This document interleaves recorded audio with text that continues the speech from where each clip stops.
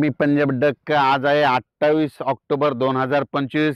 मी म्हटलं होतं ना, कालच्याच अंदाज सांगितलं होतं पाऊस पडणार ते हे बघा पाहू शकता, हे पाऊस पडलेला आणि हे आमचं हरभऱ्याचं शेत आहे, कोरडवाचा हरभरा आहे। एकरी 48 किलो पेरलेलं आणि या ठिकाणाहून तुम्हाला अंदाज देणार आहे। तर राज्यातल्या सर्व शेतकऱ्याला सांगू इच्छितो की राज्यामध्ये 28 आज रात्रीच्या 28 तारीख, 29 तारीख आणि 30 तारीखच्या दरम्यान 3 दिवस राज्यात भाग बदलत जोराचा पाऊस पडणार आहे। कुठं रिमझिम पडणार आहे, कुठं शेतातून पाणी बाहेर पडणार आहे, म्हणून हा अंदाज लक्षात द्यायचा। आणि राज्यातल्या सर्व शेतकऱ्यांसाठी आनंदाची बातमी, राज्यात नोव्हेंबरच्या पहिल्या आठवड्यात थंडीला सुरुवात होणार आहे आणि पाऊस निघून जाणार आहे, वरून राजा निघून जाणार आहे, पाऊस विड्रॉल होणार आहे, पाऊस निघून जाणार आहे, म्हणून सर्वप्रथम आनंदाची बातमी। आणि राज्यातल्या सर्व शेतकऱ्याला सांगू इच्छितो की राज्यामध्ये म्हणजे 1 तारखेपासून 1 नोव्हेंबर पासून राज्यात धुई, काही जण धुई म्हणतात, काही जण धुके म्हणतात, विदर्भात धुराळे म्हणतात, धुई धुके धुराळे येणार आहे, म्हणून हा अंदाज सर्व शेतकऱ्यांनी लक्षात घ्यायचा।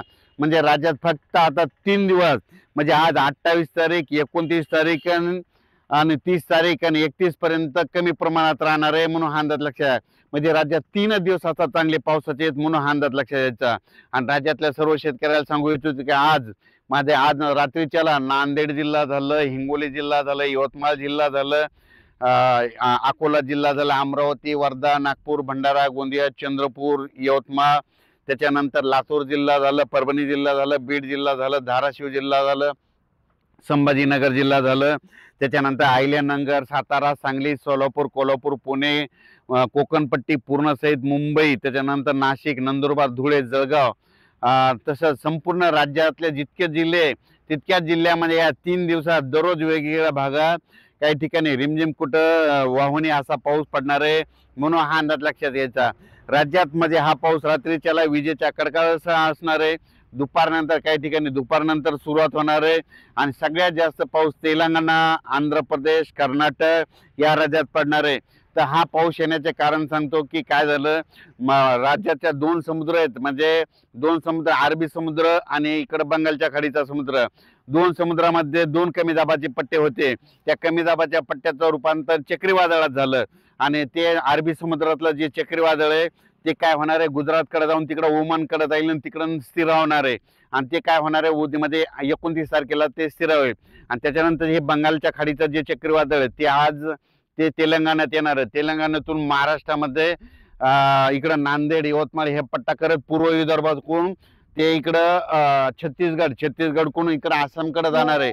आसामकडे जात असताना फिरत असताना चक्रीवादळ असं उलट फिरता 2 चक्रीवादळामध्ये बाष्प खेचल्या जाते। त्याच्यामुळे मला महाराष्ट्रामध्ये 3 दिवस आज 28 तारीख, 29 आणि 30च्या दरम्यान राज्यात दररोज वेगवेगळ्या भागात पाऊस पडणार आहे, म्हणून हा अंदाज सर्व शेतकऱ्यांनी लक्षात द्यायचा।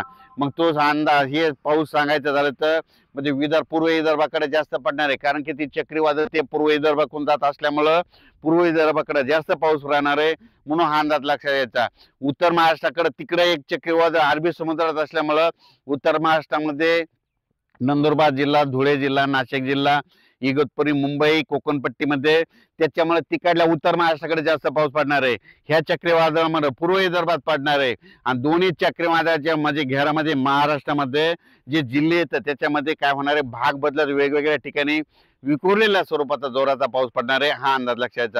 पण राज्यात मात्र 2 नोव्हेंबरला बऱ्याच ठिकाणी म्हणजे 1 नोव्हेंबर पासून राज्यामध्ये जे धुके धुराळी येणार आहे आणि त्याच्यानंतर जसं 2 नोव्हेंबरच्या पुढे जातो 3 नोव्हेंबर, 4 नोव्हेंबर, 5 नोव्हेंबर थंडीमध्ये वाढ होत जाणार आहे आणि 7 तारखेला चांगली राज्यामध्ये थंडी जाणवणार आहे, म्हणून हा अंदाज लक्षात घ्यायचा।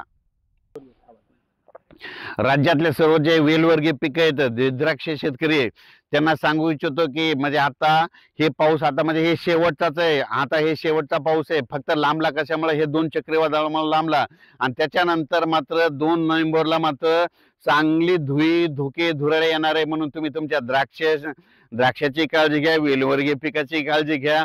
धुई आल्यामुळे जितके फुलामध्ये पिकं असतात तितके खराब होतात, म्हणून हे देखील सगळ्यांनी लक्षात घ्यायचं।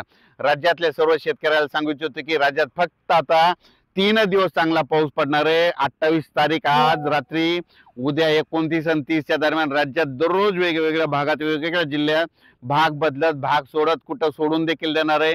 काही ठिकाणी पडणार आहे, काही ठिकाणी ओढे नाले देखील वाहणारा पाऊस पडणार आहे. म्हणून हा अंदाज लक्षात